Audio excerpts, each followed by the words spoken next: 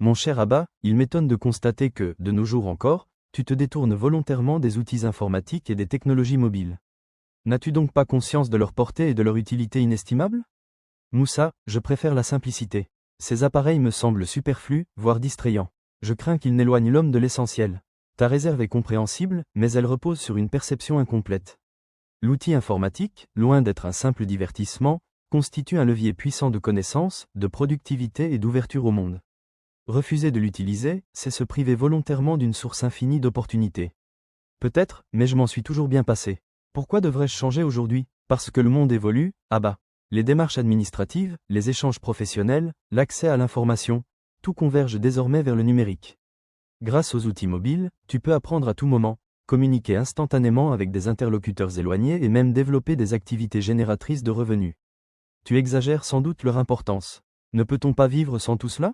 Vivre, sans doute, mais progresser, s'épanouir pleinement et saisir les opportunités contemporaines devient autrement plus ardu. Imagine un agriculteur qui refuse d'utiliser des outils modernes, il travaillera davantage pour un rendement moindre. Il en va de même pour l'homme qui néglige l'informatique. Je crains surtout de devenir dépendant de ces technologies.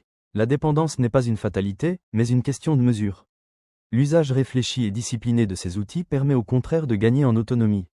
Ils ne doivent pas te gouverner, mais te servir. C'est là toute la nuance. Et que pourrais-je concrètement y gagner? Un accès immédiat au savoir, des compétences nouvelles, des opportunités professionnelles élargies, sans oublier la capacité de rester en lien avec le monde. Les outils mobiles, en particulier, te permettent de transformer chaque instant libre en moment d'apprentissage ou de création. Je dois reconnaître que tes arguments portent réflexion. Peut-être ai-je été trop prompt à rejeter ce que je ne comprenais pas pleinement. Il n'est jamais trop tard pour apprendre, Abba. L'essentiel est de franchir le premier pas. Je suis prêt à t'accompagner, afin que tu découvres par toi-même la richesse de ces outils. Dans ce cas, Moussa, je consens à essayer.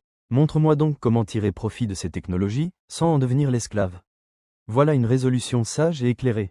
Ensemble, nous ferons de ces outils non pas une contrainte, mais un véritable instrument de progrès.